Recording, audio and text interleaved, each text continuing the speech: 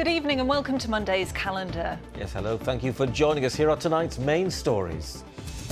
First steps to a new job. New MPs make their way to Westminster as a new government takes the reins in Labour's first full day in office.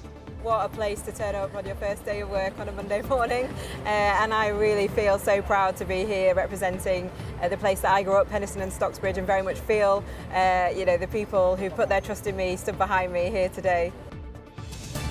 Paying their respects, thousands lined the streets of West Yorkshire yesterday to say goodbye to Rob Burrow. We hear from those who are inspired by his legacy.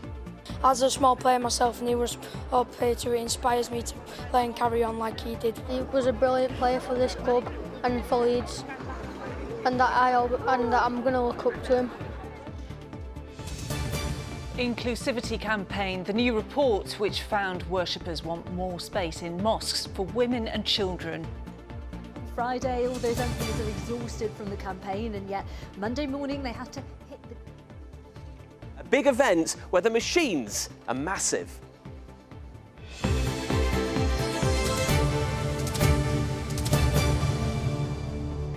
Apologies about that. We will catch up with Matt Price later on in the programme at the Yorkshire Showground. But first tonight, while the euphoria of Labour supporters may be keeping them on cloud nine after last week's landslide, it was back to earth with a bump today as the work of a new government began in earnest. Hundreds of new MPs are making their way to Westminster for the first time, while some of our MPs who've trod the corridors before are getting used to positions of power. Chancellor, Home Secretary, Defence Secretary, Energy Secretary, Transport Secretary, Northern Ireland Secretary, all Yorkshire MPs. But let's start with one of the new intakes taking that journey to work at Westminster for the first time. Here's our political correspondent, Charanpreet Kara. This is a journey that Marie Tidball is about to become very familiar with. Boarding the train in Sheffield, she, along with 333 other new MPs, is London bound. Hi, good to see you. Oh, thank you so much. Yeah, really appreciate it. It feels amazing. Yeah, I mean, what a place to turn up on your first day of work on a Monday morning. And I really feel so proud to be here representing the place that I grew up, Penistone and Stocksbridge, and very much feel, the people who put their trust in me stood behind me here today. Big shoes to fill as Marie takes her first steps into Parliament. But any first day jitters might be calmed in the knowledge that with Labour's stonking majority, she'll have the company of 412 friendly faces, including Leeds South West and Morley's Mark Sewards. It's my very first day down in Parliament today at this building behind me, and I'm super excited about everything that's to come. Katie White representing Leeds North West, and Sheffield Central's Abdesam Mohammed, shown the ropes by the returning Sheffield Hallam MP Olivia Blake. Yorkshire has a starring role in Keir Starmer's new cabinet too. Today, Rachel Reeves made her first speech as the country's first female Chancellor. We have done more to unblock the planning system in the past 72 hours than the last government did in 14 years. Be in no doubt, we are going to get Britain building again. We are going to get Britain's economy growing again. And there is no time to waste. No time to waste for Wentworth and Dearn MP John Healey either. As Defence Secretary, he spent the weekend in Ukraine meeting President Zelensky. A busy first weekend for Hilary Benn too, visiting Belfast as the new Secretary of State for Northern Ireland. Sheffield Healy's Lou Haig promised Labour would overhaul public transport, putting passengers first. And Yvette Cooper, the new Home Secretary, met police in Lewisham to talk neighbourhood crime. I'm determined as Home Secretary to work with police forces and with communities across the country to rebuild and restore confidence. Meanwhile, with their seats slashed in our region, the Conservatives must now rebuild and restore their own party. I think it's a natural inclination of people to look for change at times of difficulty. So I think all those things contributed to the scale of the defeat. As one Yorkshire MP moves out of number 10, Labour's celebrations may be short-lived as the real work of government begins. Well, Charanpreet is live in Westminster. It's a new administration, so Charanpreet, what are the priorities in our region? Well, Lara, I think there are a few big ones. I mean, we spoke about the prominent role that Yorkshire MPs have in the Cabinet. The most prominent of all of those roles is Rachel Reeves as Chancellor. We've all seen the impact that the cost of living crisis has had, especially on our region, with those north-south inequalities still persisting. So that will be at the top of her list. I think Lou Haig as Transport Secretary also has a key role to play. There's been promises made to our region, like a new station in Bradford. People will be waiting for those promises to be filled. So with Labour's record success comes a big responsibility. I think it's a pretty strange feature of our system that the election campaign only just finished last week. MPs, now new MPs, are exhausted. They're up all night on Thursday and they have to come here, hit the ground running, get used to this place and start the work of government. And that work comes with scrutiny because although Labour won a landslide in our region, there are other MPs too, not least Reform UK MPs. 2 of them won seats in our region, including Ashfield's Lee Anderson. I've already seen on his social media him promising that he'll be scrutinising the Labour Party. And the Lib Dems had some success too with Harrogate and Knaresborough MP Tom Gordon. When it comes to Labour, this election was fought on change and now they have the very difficult task of delivering that change. They have, and we shall watch them on their way. Thank you very much, Charanpreet, live from Westminster for us. The results of a survey into inclusivity in UK mosques has found worshippers want more spaces for women and children. Although many places of worship already have separate spaces for females, the Open My Mosque report found there are a significant number that do not, sometimes leading to women feeling unwelcome. With around 200 mosques serving communities in West and South Yorkshire, campaigners hope it will inspire positive change for the future. Amrit Birdie reports. Aisha Iftikhar has been closely involved in plans to turn this building in Harrogate into a mosque. She says making sure there are separate spaces for women to pray is extremely important. Women have been involved in the decision making, so we are planning to renovate the mosque according to the women's standard. So women have asked about the private space, so that has been considered into place. So we'll be having 2 big rooms. One would be the combined with the men and women can pray together. And the second one would be especially for the women because they wanted their private space. The importance of women's areas in mosques has been a focus of the Together We Thrive network, which aims to connect Muslim women over their shared experiences. It's one of the spaces in which women pray. But it's also used for lots of other activities. Anita Nair has led the network's unique report into inclusivity in mosques. 9 in 10 surveyed by her team agreed that mosques must change to make women feel more welcome. The most requested changes included 7 in 10 wanting a more welcoming presence from staff and worshippers, 8 in 10 wanting separate prayer spaces for both men and women, and 7 in 10 wanting more inclusion on governance and management boards. How many mosques in the country are doing it well? How many at the moment are not feeling inclusive enough? So we have men and women respond to this survey. It was about 80% female, 20% male, but they answered in a very similar way. I think these old models of running our religious institutions, which used to be very patriarchal, but that was part of the culture and there was advantages to that culture who first came here in the 50s and the 60s. It's really important to have the space that maintains a really cultural space for them that they need, whereas our generation needs a very different set of things, men and women. Yet women's spaces in mosques are nothing new.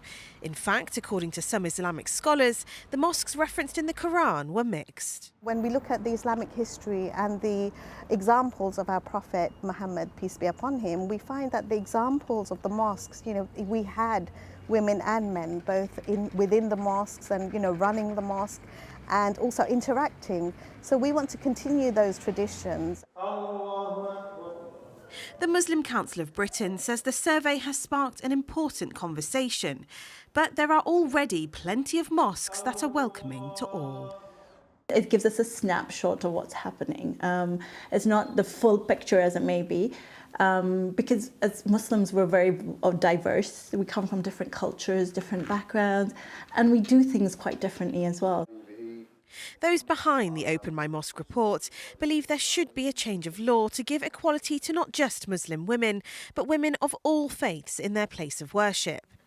For Anita and those who've shared their experiences, it's just the beginning of a vision to bring inclusivity to many more Muslim women. Amrit Birdie, ITV News. Well, still to come on tonight's programme, the North Yorkshire Museum hoping to bag one of the world's most lucrative prizes. More on that one later. And in the weather, hope you made the most of the sunshine today, because it looks like there's still no sign of summer just yet. Just this escapee from the Great Yorkshire Show. The full forecast coming up shortly.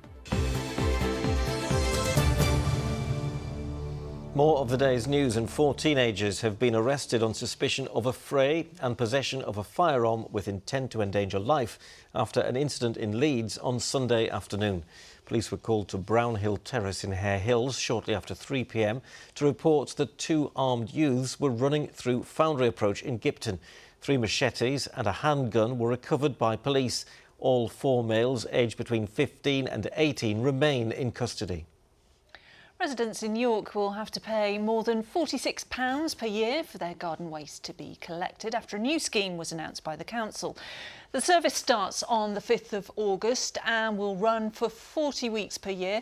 Garden waste collection days will stay the same, and the price for 2024 will be on a pro rata basis at £21. After calendar, of course, it's the ITV Evening News. That's at 6:30. Here's Mary Nightingale with details. Get Britain building. The Chancellor sets out her path for economic growth. Rachel Reeves confirmed Labour's plan to build 1.5 million homes in England over the next 5 years. But she warned of difficult decisions ahead to get the economy moving. Also tonight is victory on the cards for England. Fans in Germany place their bets on the Euros semi-final against the Netherlands. And why this midwife from Wigan is still delivering babies 10 years after winning the lottery. Would you join me for those stories and more at 6:30? Yes, Mary, we will, thank you. Now, it was an emotional day yesterday for the family of Rob Burrow and the Rugby League family, which embraced him as his funeral took place on the 7th day of the 7th month, a nod to the iconic number 7 shirt that he wore for his beloved Leeds Rhinos. Rob, of course, died after being diagnosed with MND 4 years ago. He used that time to raise money and campaign for greater awareness of the devastating condition. Thousands of people lined the streets of West Yorkshire to say thank you for everything he did. Katie Oscroft reports. This was the outpouring of love and admiration in Pontefract and in Featherstone, the next generation of rugby players at the club where it all began. Young Rob Burrow first showed his promise here, which led to a glittering career at Leeds Rhinos. The smallest on the pitch became a hero and still is. Honestly, I feel really inspired about Rob Burrow playing for my club, because as a small player myself and he was a player too, it inspires me to play and carry on like he did. He was a brilliant player for this club and for Leeds, and I'm going to look up to him and I want to be like him one day. Rob Burrow is a really good rugby player, and it inspires me to continue playing rugby, and hopefully I can do it as a job. Very proud. He's one of the best rugby players that this club's ever seen. Against the backdrop of this painting, tributes like that have been written down for Rob Burrow's family. I did it when he first got diagnosed as an idea to sort of raise some money, I think, really. But when I finished it, I think the best place for it was at Lions, where he started his young career. This is what a great man is, isn't it? I've never seen anything like this. I don't think anybody else will see anything like this again. This is what it means to everybody. Rob Burrow told doctors on the day of his diagnosis for MND 4 years ago that he intended to raise awareness. He also raised millions alongside his former teammate and close friend Kevin Sinfield. the most amount of thank yous, congratulations. Prince William delivered honours to both men in recognition that even Rob Burrow's stature in the rugby league community has been outstripped by the impact he made in ensuring this debilitating condition is now a household name. I think that to me is more than his rugby, what he's done after. How he's fought it, been in the public eye. It's just a true inspiration to all. What him and Kevin Sinfield and others have all done to support that battle and to raise awareness has been quite remarkable. So I think, Rob Burrow was a small diminutive player, but he was a giant of a man. And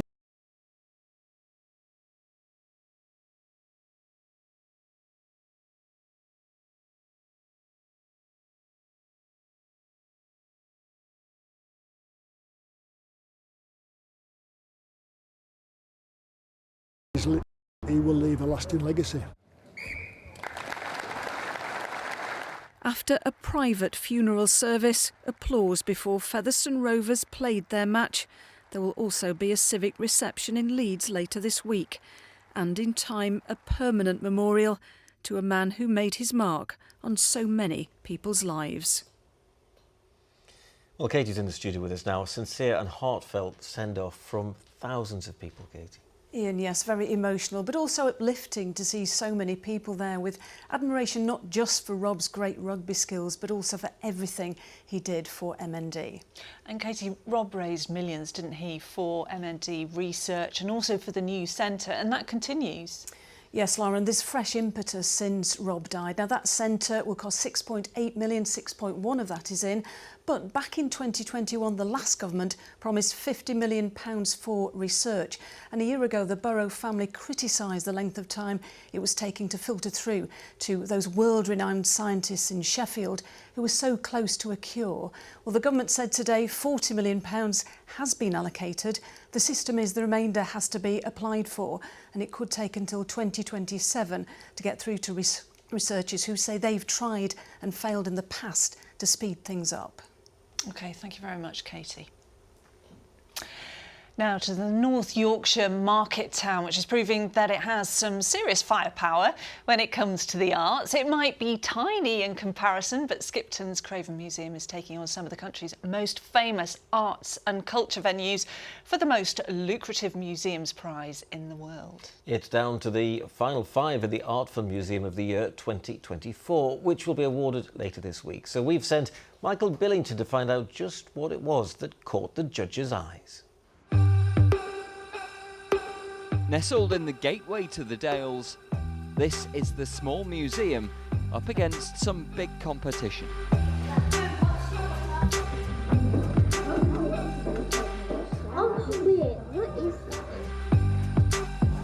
It's really amazing because it's got so many cool stuff that you can learn about in your town. It's just really fun to see all the artifacts. Some of them are old, but some of them are newer. It's quite nice that you can go up to the artifacts and have a look at them properly. Craven Museum, housed in the 19th century Skipton Town Hall, closed in 2018 for a multi-million-pound refurbishment. Since reopening in 2021, it's attracted attention from the art world and is now shortlisted for the biggest museums prize on the planet. I think as a small venue that devotes so much time and skill to making sure that this place is warm and welcoming and accessible to everybody and everyone can participate, and if you do have a barrier to participating, they want to listen, they want to hear about it, and we want to figure out how to address that. So I think that is what attracted the judges to us, is that we're ambitious as a space. We want to make sure that everyone can access quality cultural experiences. Everyone deserves that. The thing is, Jenny, not everything's behind glass, is it? No, it's not. So we've tried to have points of engagement throughout the museum and interaction. So we've got things like this touch screen here. So we've got listening cones, so you can listen to the audio if you would rather. We also have things like subtitles if you prefer to engage that way. And you can do things like play some of our little videos, and there's little games throughout the museum. So it's supposed to be really fun and interactive for families and young people as well. My favourite thing is the audio boxes because you can listen to the information about them. I like the fact with the costumes because you can pretend to be people from the past and stay in character, and you can listen, you can dress up. There's sensory bags just in case you're scared or anything. It's a really good place. It's a prestigious shortlist, with the team here in the running alongside the likes of the Young Victoria and Albert Museum and the National Portrait Gallery for the £120,000 prize. A huge amount to a relatively small museum like this, I guess also against challenging financial conditions for the arts sector. Yeah, I mean, we all know the museum and arts sector is facing unprecedented challenges at the moment in terms of funding, and particularly civic institutions. It feels like we've won already just being shortlisted, because it is a phenomenal achievement. We still can't quite get our heads around it, to be honest. It's absolutely fantastic.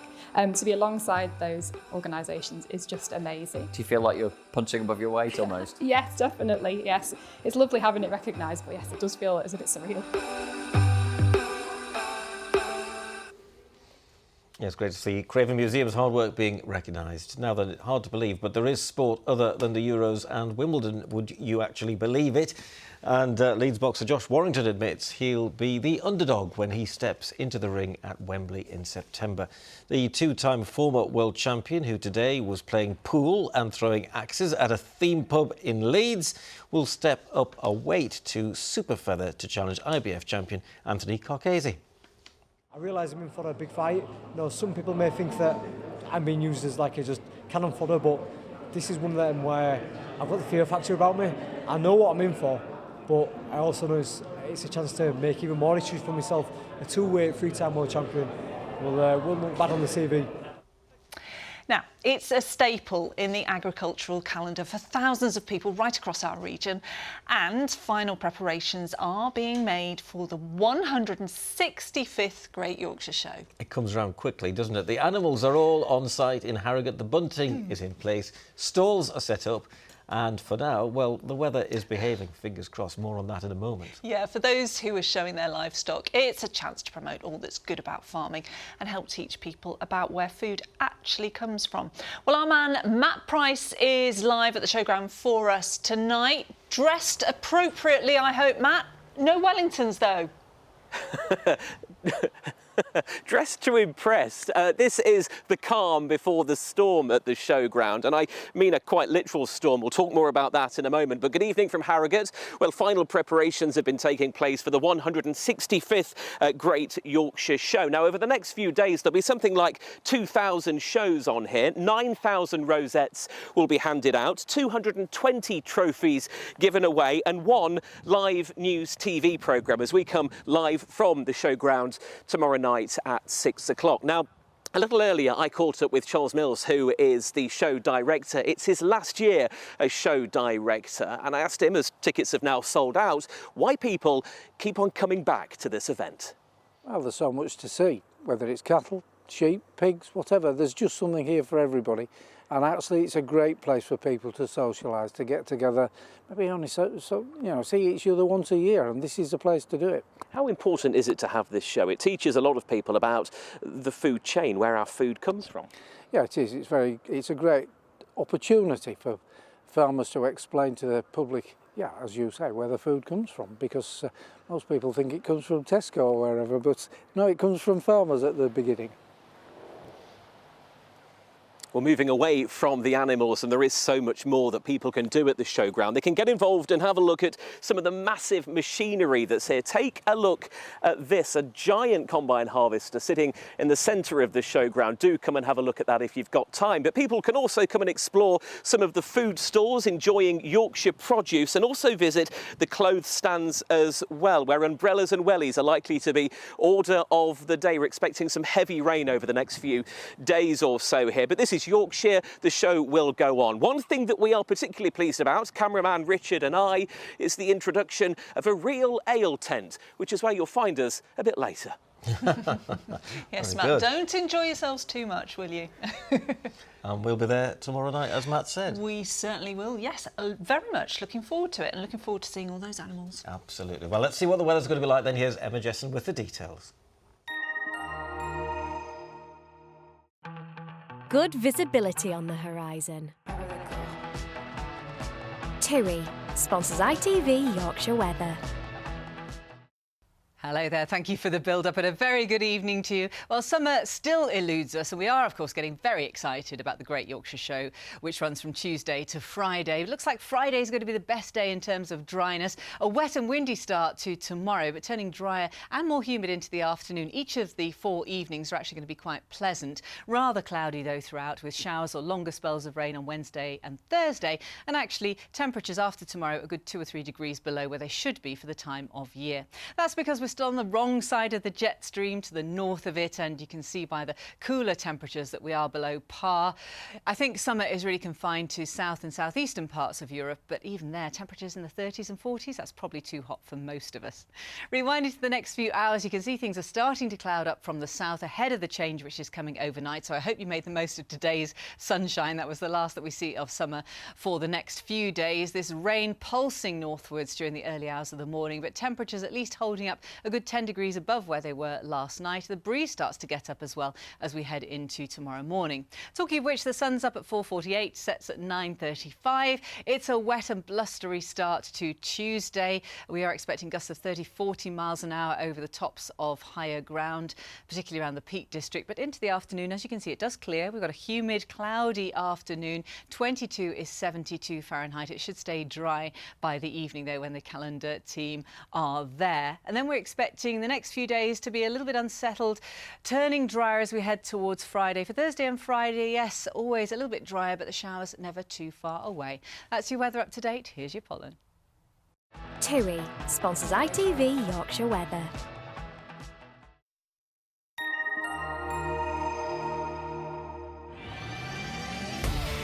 Hello, summer. Piri sponsors ITV Pollen Count. On then to the pollen report now, and quite high pollen counts around over the next few days. Grass and nettle being the main contributors, and also counts will rise as we head towards the drier weather at weekend. Bye-bye. And if you're very good, I'll buy you a sausage sandwich tomorrow at the show. Well, that's just about all for now, but we just thought we'd just show you this shot because it's really, really nice. Look at that, Laura. It's gorgeous, isn't it?